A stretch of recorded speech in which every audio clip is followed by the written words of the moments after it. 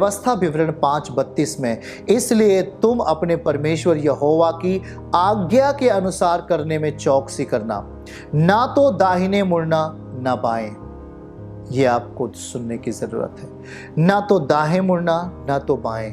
पाप की परिस्थिति को आने नहीं देना, अपने घर में गुनाह की परिस्थिति को जगह नहीं देना, अपने सोच और विचारों में पाप की प्रवृत्ति को जगह नहीं देना, स्थान नहीं देना भाई और बहन, क्योंकि प्रभु कह रहा है न दाएं मुड़ना न बाएं मुड़ना, क्योंकि परमेश्वर आपके जीवन को आशीष देगा। 4:31 व्यवस्था विवरण 4:31, वो आपको छोड़ेगा नहीं, वो आपको बरकत और आशीषों में लेकर चलने वाला परमेश्वर है। वो लिखा, क्योंकि तेरा परमेश्वर यहोवा दयालु परमेश्वर है, दयालु ईश्वर है, वह तुमको ना छोड़ेगा। कुछ लोग सोच रहे क्या प्रभु ने हमें छोड़ दिया, क्या परमेश्वर हमारी दुहाई नहीं सुनता? तो आज वो सबको उत्तर दे रहा है प्रभु, और कह रहा है कि वह तुमको ना छोड़ेगा, वह नष्ट ना करेगा। जो आचा उसने तेरे पितरों से शपथ खाकर बांधी है, उसको वो ना भूलेगा। वो आपके जीवन के लिए आशीष पैदा करेगा, वो आपके जीवन के लिए अपना अनुग्रह पैदा करेगा, वो आपको ना छोड़ेगा। हालेलुया। तो क्या आप समझ रहे हैं? इसीलिए दाऊद कहता है, तू अपना मुंह पसार, मैं उसे भर दूंगा। अपनी आत्मिक परिस्थिति को हमें करेक्ट करना है। क्या हमें हताशा आ गई है? क्या आप में निराशा ने जगह ले लिया है? क्या आप परमेश्वर के उस काम को आपने अपने जीवन से आप भूल गए हैं? क्या खुदावन के उस आश्चर्य कर्मों को अपने जीवन से आपने उतार दिया है? यीशु ने कहा, क्या तुम 5 रोटी से 5,000 लोगों को मैंने खिलाया, आप भूल गए? मैंने जो चिन्ह और चमत्कार मैंने दिखाए, क्या आप उसे भूल गए? वह कह रहा है उसे आपको स्मरण रखना है, उसके वचन को, उसकी आज्ञाओं को अपने जीवन में पूरा करना है। वो कह रहा होता कि मैं तुझे नहीं छोड़ूंगा, मैं तुझसे प्रेम करता हूँ, मैं तुझे आशीष दूंगा, तेरे गाय बैल भेड़ बकरियों को मैं तुझे आशीषित करूंगा, उन्हें मैं निर्वंश नहीं छोड़ूंगा, उन्हें मैं बढ़ाऊंगा। आमीन। क्योंकि आपने परमेश्वर के वचन को अपनी जिंदगी में जगह दिया। सुबह उठकर आप धन्यवाद देते हैं, उसके सम्मुख घुटने टेक कर उसको महिमा देते हैं, तभी तो आप अपने मुंह को पसार रहे। तू अपना मुंह पसार, मैं उसे भर दूंगा।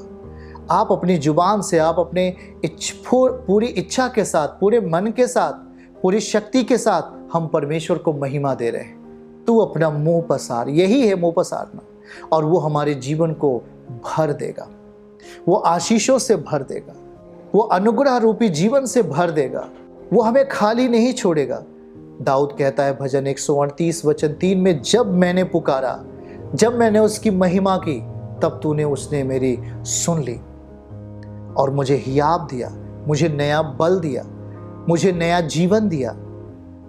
आप जानते हैं कि दाऊद भी 3 मीटिंग प्रार्थना किया करता था। वो परमेश्वर के साथ कितना घनिष्ठ था। उसने अपने जीवन को परमेश्वर को अच्छा लगे ऐसे बना लिया था। उसने अपने जीवन में वही काम किए जो प्रभु को अच्छा लगता है। उसने उसके वचन को मिस नहीं किया, उसके खुदा के वचन को तोड़ा नहीं। उन्हें मालूम है परमेश्वर जिंदा खुदा है, वो कभी धोखा नहीं देता। उसने यहोशू से कहा, हे यहोशू, मैं तुझे कभी धोखा नहीं दूंगा, इसलिए मेरे वचन को अपने अंदर रखे रहना, दिन और रात इसी पर मनन करना। ऐसा परमेश्वर कहता है, वचन में लिखा हुआ है। दिन और रात व्यवस्था की यह पुस्तक तेरे चित्त से कभी ना उतरने पाए, इसी में दिन और रात ध्यान दिए रहना। इसलिए जो कुछ उसमें लिखा है उसके अनुसार यदि तू करने की चौकसी करे, और ऐसी ही करने की तू चौकसी करता है, तो तेरे सब काम सफल होंगे और तू प्रभावशाली होगा। तो परमेश्वर आपके जीवन को प्रभावशाली करना चाहता है। वो आपके जीवन को छोड़ना और त्यागना नहीं चाहता। वो आपसे प्रेम करता है और वो आपको उस देश में, उस वाचा के देश में, वचन के अनुसार उस अनुग्रह रूपी जीवन में लेके जाना चाहता है जो आपने नहीं देखा। उसके साथ पवित्रताई का जीवन आपको अपनाना है, उसके साथ सच्चाई के साथ रहना है और परमेश्वर के साथ उसके वचन को अपने जीवन में पूरा करना है। याद रखना है, डरना नहीं है, साउल की तरह काम नहीं करना है। ध्यान से सुनो, साउल ने क्या किया? जब उसके जीवन में परमेश्वर की आवाज आनी बंद हो गई, वो व्याकुल हो गया। ना ही तो स्वप्न में, ना ही तो किसी भविष्यवक्ता के द्वारा। वो किसी रीत से परमेश्वर का वचन सुन नहीं पा रहा था, तो वो एक भूत सिद्ध करने वाली स्त्री के पास गया, बाइबल में जैसा लिखा हुआ है। क्यों? क्योंकि उसने परमेश्वर के वचन को तोड़ दिया था, उसने उसकी आज्ञाओं को तोड़ दिया था। इसलिए परमेश्वर उसकी प्रार्थनाओं को अनसुनी कर दिया, उसकी हर एक विनती को उसने अनसुनी कर दिया, नहीं सुना। और वो आखिर में वो भूत सिद्ध करने वाली स्त्री के पास जाता है और वो पूरी रीत से अपने जीवन का नाश का कारण बना लेता है। तो आज जब हम उस सच्चे परमेश्वर के साथ हम समय व्यतीत कर रहे हैं भाई बहन, तो उसकी आज्ञाओं को अपने जीवन में रखो। सबोपदेशक 8:5 में कहता है कि जो उसकी आज्ञाएं मानता है वो जीवित रहेगा। पर दूसरी तरफ सबोपदेशक कहता है जो बाड़ा तोड़ेगा उसे सर्प डसेगा। फिर सबोपदेशक कहता है कि अपने कुल्हाड़े को थोथा मत बनाओ, उसे पैना बनाओ। अगर आपका कुल्हाड़ा थोथा है तो अधिक बल लगाना पड़ेगा, आपका जीवन व्याकुलता का शिकार हो जाएगा यदि कुल्हाड़ा थोथा है। आत्मिक रीत से यदि आपकी जिंदगी थोथी है, आपने उसे पैना नहीं किया, आपने मसीह को नहीं जाना, थोड़ा सा दुख आया, आपने दुष्टों को जैसा काम करना शुरू कर दिया, थोड़ी सी समस्या आंधी तूफान आई, आपने पाप में रहना और पाप की ज़िंदगी को अपने जीवन में आपने रखना शुरू कर दिया, नशा करना शुरू कर दिया, व्यभिचार करना शुरू कर दिया, आपका कुल्हाड़ा क्या हो जाता है? थोथा हो जाता है। और आपका कुल्हाड़ा यदि थोथा होगा तो आपको अधिक बल लगाना पड़ेगा और आप सफल होने के लिए बुद्धि से लाभ होता है, याद रखना। इसलिए आत्मिक रीति से अपने जीवन में प्रभु के वचन को एक्यूरेट पूरा करना है। वो गाली के बदले गाली नहीं देने के लिए कहता है, वो श्राप के बदले श्राप नहीं देना है। याद रखो, वो आपकी बहुत बड़ी कीमत रखता है। आप परमेश्वर की नज़रों में बेशकीमती हो, बहुमूल्य हो। याद रखो, प्रभु क्या कहता है मत्ती में, कुछ पैसों में जब 5 गौरैया मिलती हैं, उनमें से एक भी बगैर पिता के इच्छा के बिना भूमि पर नहीं गिरती है। प्रभु कहता है तुम बहुत गौरैया से बढ़कर हो। आप उस गौरैया से बढ़कर रखते, जब उन्हें जो कुछ पैसों में मिलती हैं उन्हें भूमि पर नहीं गिरने देता। तो जरा सोच के देखो कि यीशु ने आपको अपना बहुमूल्य लहू बहाकर आपको खरीद लिया है, कितने मूल्यवान आप हो। वह कहता है उन पक्षियों को देखो, ना वो बोते हैं, ना वो काटते हैं, ना उनके खत्ते होते हैं, फिर भी परमेश्वर उनके पेट को भरता है। चाहे बारिश हो, चाहे बर्फ गिरे, चाहे धूप हो, चाहे जो भी मौसम हो, परमेश्वर उन पक्षियों का पेट भरता है। तो बाइबल का वचन कहता है तुम पक्षियों से अधिक मूल्य तुम्हारा है। हाँ, आपका मूल्य पक्षियों से कहीं अधिक है, तो वो आपके जीवन को क्यों ना आशीष देगा। वो कहता है कि मैं तुझे कभी न छोड़ूंगा, ना मैं तुझे कभी त्यागूंगा। जितनों ने उधर दृष्टि की है उन्होंने ज्योति पाई है और उनका मुंह कभी काला नहीं हुआ। याद रखना, ये वचन है, वो आपके जीवन को ताज़ा करेगा। वो आपको छोड़ने के लिए आपसे प्रेम नहीं किया है, वो आपको नाश होने के लिए उसने अपने आप को बलिदान नहीं किया। याद रखो, जब हम अंधियारे में थे, कुलुसियों 1:13 में लिखा है कि उसी ने हमें अंधकार के वश से छुड़ाकर अपने प्रिय पुत्र के राज्य में प्रवेश कराया। प्रिय पुत्र का राज्य क्या है? पवित्रताई का राज्य है।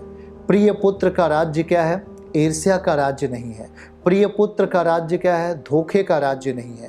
प्रिय पुत्र का राज्य क्या है? सच्चाई का राज्य है। वो कहता है कि उसने हमें अंधकार के वश से, हम किसके वश में थे? अंधकार के वश में थे। हम नशा कर रहे थे, हम गाली के बदले गाली दे रहे थे, हम पाप कर रहे थे, हम झूठी गवाही दे रहे थे, दूसरों को बदनाम कर रहे थे, गुनाह कर रहे थे, व्यभिचार कर रहे थे। ये अंधकार का वश था मनुष्यों के जीवन में। और प्रभु कहता है कि उसी ने हमें, वचन कहता है, पौलुस कहता है, उसी ने हमें अंधकार के वश से छुड़ा करके अपने प्रिय पुत्र के राज्य में प्रवेश कराया। उसके नीचे क्या लिखा हुआ है? जब उसके नीचे पढ़ेंगे तो लिखा है कि जिसने हमें छुटकारा दिया।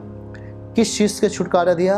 अर्थात पापों की क्षमा प्राप्त होती है। हमें उसने पापों की क्षमा दिया। इस रीति से अंधकार के वश से छुड़ा करके बलिदानी पुत्र सर्वशक्तिमान का लहू हमें उस श्राप से, पाप से हमें छुटकारा दे दिया। और आज हम एक आशीष पुत्र के रूप में जीवित हैं। आज हम उसकी प्रिय संतान, प्रिय बेटा बेटी के रूप में हम जिंदा हैं। याद रखो, क्योंकि उसने हमें कीमती अपना लहू बहाया है। उसने अपनी सामर्थ्य से, उसने अपने बलिदान के द्वारा हमें आपको छुड़ा लिया है। हालेलुया।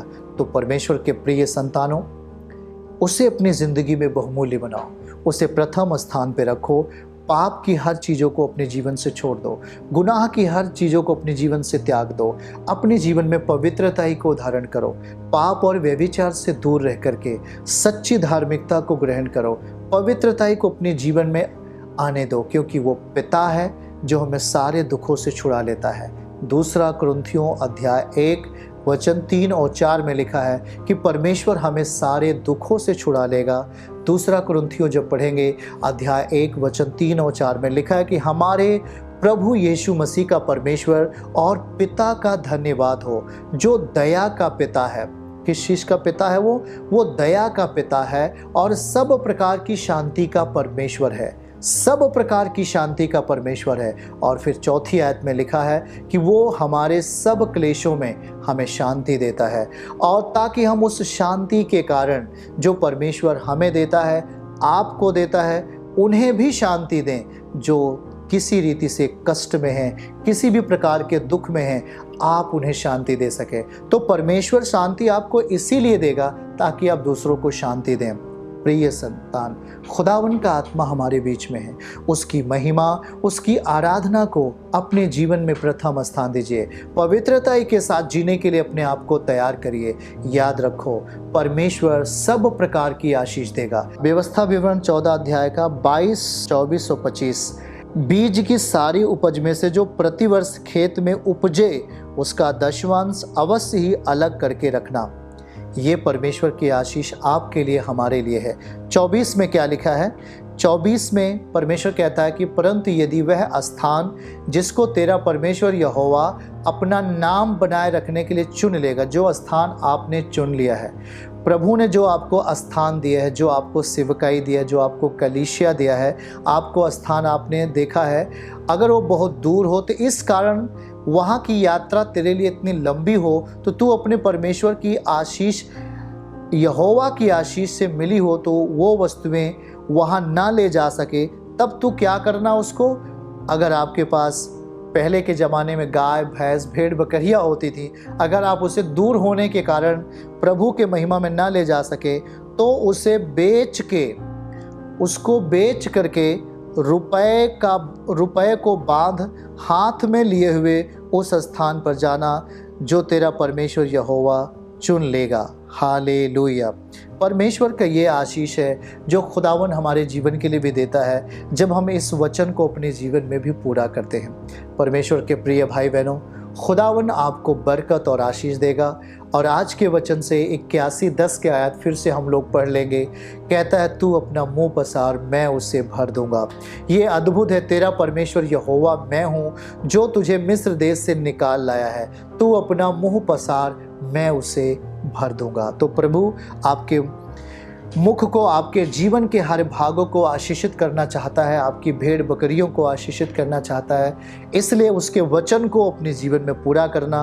परमेश्वर सच्चे है, वो सत्य है, वो झूठ नहीं है, वो आपके जीवन के लिए काम करेगा। वो सब कुछ देखता है, सब कुछ भालता है, वो सुनता है हमारी हर प्रार्थनाओं को। तो उस यीशु को अपनी ज़िंदगी में जगह दें, उस प्रभु को अपनी प्रार्थनाओं में उसे स्मरण करें।